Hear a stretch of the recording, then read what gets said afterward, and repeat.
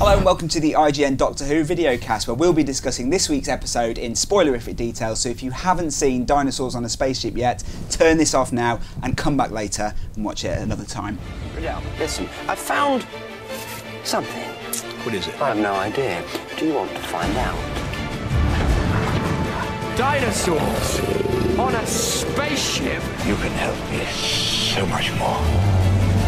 Are those pterodactyls? Yes. Oh, I'm so scared. Joining me this week on the sofa, we've got Matt Risley, who is IGN's Doctor Who reviewer. We've got Blair Mowat, who is IGN's video producer and self-proclaimed Doctor Who expert, and Doctor Who author Ollie Smith. Thanks for joining us, guys. So, Dinosaurs on a Spaceship, episode 2 of the season. Stephen Moffat called it the... He gave it a James Bond analogy. Spy Who Loved Me? The Spy Who Loved Me episode. Do you think that's a fair comparison? Yeah, it was kind of played mostly for kind of laughs apart from the... I've not seen The Spy Who Loved Me for a long time, so I don't know. I like Spy Who Loved Me, I don't know. It's been a while since I saw it. It was kind of a fun, enjoyable type thing, ultimately throwaway. Bit of a romp, wasn't it? Yeah, a romp. So apt then? Yeah. I thought it was very Douglas Adamsy. It was back to that kind of Tom Baker at his most excessive. Lots of gags, lots of running around. Good fun. Yeah. A rip-roaring adventure, one might say. Oh yeah. They pretty much threw everything at it. We had dinosaur hunters, we had actual dinosaur spaceships, Egyptian queens, we had Rory's dad. Was it a bit too much, perhaps, for one episode to take? Yeah, I think so. I think, again, like the Dalek one, it suffers from not quite having enough time to deal with the things it has. I think all of the elements that it got together were all good and solid, and they all kind of actually fit together quite well. You just want a little bit more space. Again, I wanted more of Rory's dad, more family time. He was the best thing I thought in it, wasn't he? He was great fun. We'll get to Rory's dad, because I did think Mark Williams was brilliant in that role. But do you think it's possibly a symptom of having just 5 episodes to try and cram in so much before Christmas, that we are getting so much action packed into one episode? I'm not sure. It's not kind of necessary stuff. I don't know, Nefertiti's going to come back or something for the series finale, but yeah, I just think it's a case of trying to make it epic, and we're dipping into the Doctor's lives in the same way Amy and Rory are. So maybe that's what the Doctor's life looks like when you go away for 2 months and come back. But I quite like the gang thing, because we were talking about that before, and somebody said they didn't like the gang thing so much. And I actually quite like the, and it's good for weaning us off Amy and Rory, the idea that he does travel with other people, but sometimes we actually don't just get to see it. It's like, oh, let's bring some people along this time, you know? Like, I think other than the kind of inadvertent tag-along, who was obviously Rory's dad, did like Queen Nefertiti or what was his name? Riddle. Like, Riddle. did they actually do anything? Were they there for any reason other than he just wanted a gang? I just wanted to say the line, oh, I've got a gang, I'm shaking things up a bit. It's worth it for that line. Well, they all seemed appropriate to the dangers on the ship, but did he know what was on the ship before he got there? It's because he's a bit nutty professor. It's just quite a mad thing to do. Just grab some people at a time and just be like, let's go and space it. It certainly felt at the start that you joined him halfway through something, which is often the case now, and it adds to the sense that he is doing other stuff between episodes, and that space between Rory and Amy. That's the extended universe, which is available on books and CDs. So let's talk about the gang. So Rydell? What are we going with? Riddle.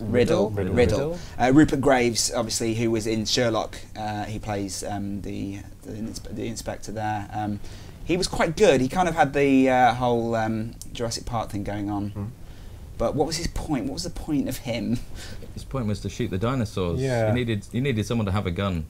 Yeah. And that was his point. I'm going to come back to Sylvester McCoy a lot during this series, because I think this is really what this particular set of episodes is harking back to, especially with the Doctor's manipulative stuff. But there's a really nice surreal Sylvester McCoy episode called Ghostlight, where there's a alien in a Victorian house who's evolving into a Victorian gentleman, and there's a lost nutty explorer hunting people with a shotgun through that. Yeah, I remember that. And he's had this like thing, he's got Ratkin or something like that. Yeah, I still remember that. It's been ages since I saw it. Yeah. That's a good episode. Yeah, this kind of surreal kind of juxtaposition is always kind of very popular with me. It's funny you should say that, because when the pictures of Jenna Louise Coleman first came out, and the photos in a forest, and it was the first pictures of her, and Matt Smith is wearing quite a different sort of outfit to what he normally wears. Kind of reminded me of the switch for Sylvester McCoy between his first series and his second series, because he literally goes darker, doesn't he? He starts wearing the brown jacket.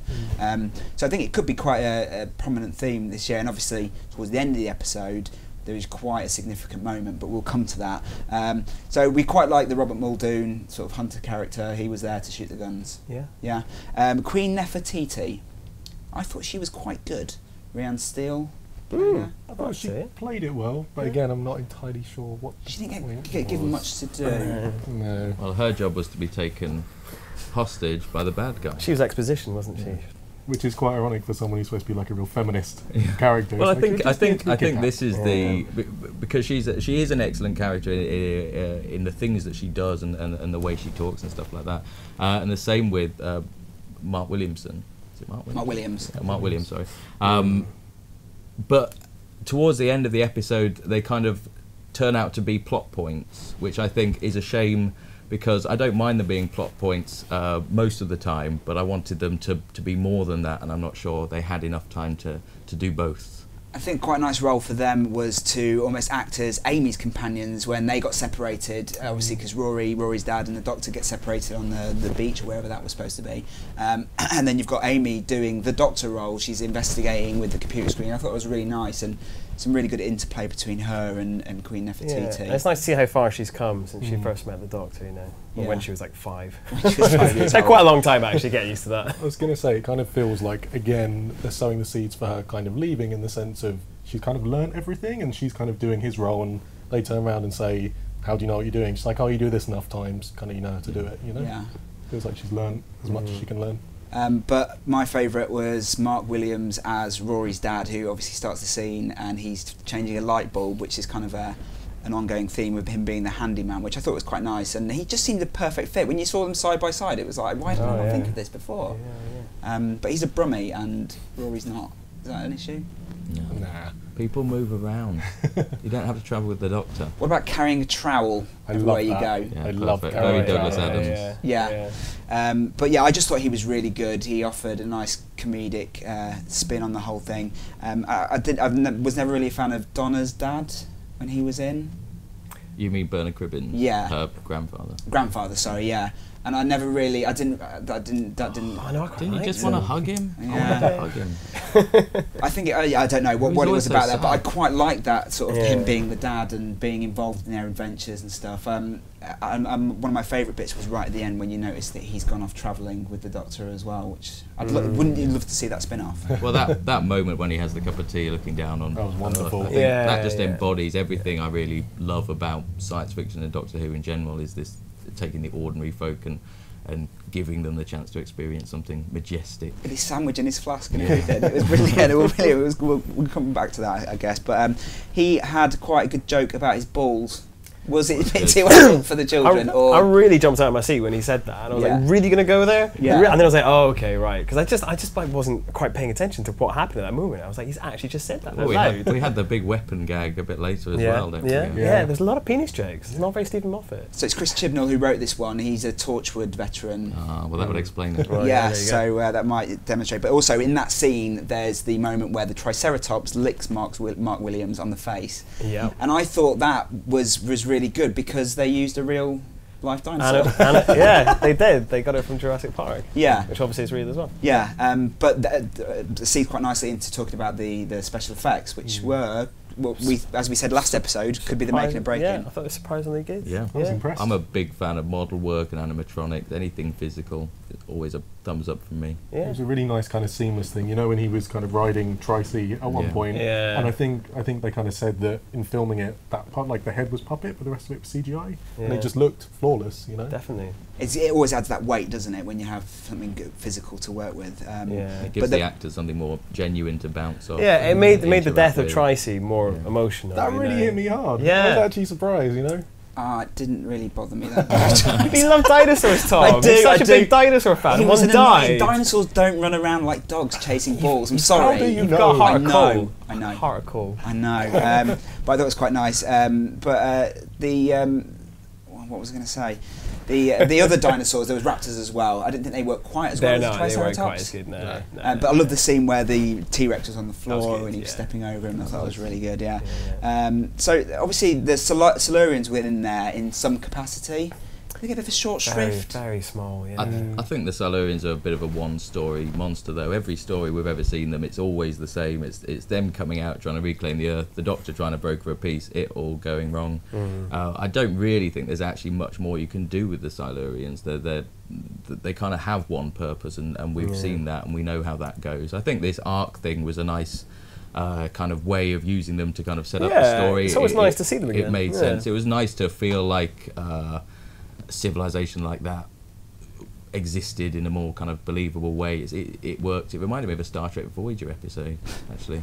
There's one where all the dinosaurs start coming back. Love a bit of Voyager. Yeah. The spiders as well. I was just a bit concerned there was no more animals than just those sort of 5 dinosaurs on the spaceship. That's all you need. Pterodactyls. Oh, the pterodactyls, yeah. So I never really understood that bit. Where were they? That was the engine room. And it looked just like the beach from the Angels episode, which clearly was the same beach. Yeah. Well, there you go. That's Doctor Who for you, I guess. But on the beach, there's a scene that we all quite liked with the Doctor and his Christmas list. Yeah, where he says was that on the beach. That was on the beach, Was wasn't that on it? the beach? Yeah, because he said I love the put it fact on it's your a Christmas list. Yeah. Yeah. What's on that? He's still what's on it? Another sonic screwdriver. The one that changes the TV. World Peace. Yeah. Time Lord's back. Yeah. What would you buy him? Mary Poppins on DVD. Got everything. Well, you're going to say Mary Poppins. Yeah, all Mary Full stop. Poppins. Yeah. Probably do that Best as well. presents are like experiences, but like he gives experiences to the people. Right? Have you ever heard the theory that Mary Poppins is a Time Lord? I have not. No, but it works. It makes sense now. Continue. actually. Now I've said it. Yeah, she likes the Victorian clothing. She's got a bag that's big on the inside. Yeah. And there you go. She comes in, Her solves the TARDIS is problems. a handbag. Exactly. Wow. Exactly. Yeah. Maybe she's the Rani. Maybe she's a regeneration of the Rani. Yeah. And Dick Van Dyke is the master in disguise. Wow. Wow, This that is would be getting good. deep. Doesn't This even would know. be He's got a good. little watch in his pocket. So the main villain was David Bradley as Solomon, who was this sort of intergalactic sort of collector of. An Argos. He was Galactic basically Argos. a giant Argos, yeah. But he sort of joined the episode half injured, and so he didn't really feel much of a threat. So he had 2 annoying robots. I think this was where the comedy went a little bit too far. Yeah. I think what was nice up until that point was the surrealness of everything. It was a funny situation, but you always believed it. I think Mitchell and Webb being very clearly Mitchell and Webb was a little bit too guest starry. I just think if you're going to go down the route of kind of trying to ape Marvin the Paranoid Android, do it well. Do you know what I mean? It just felt a bit of a cop-out.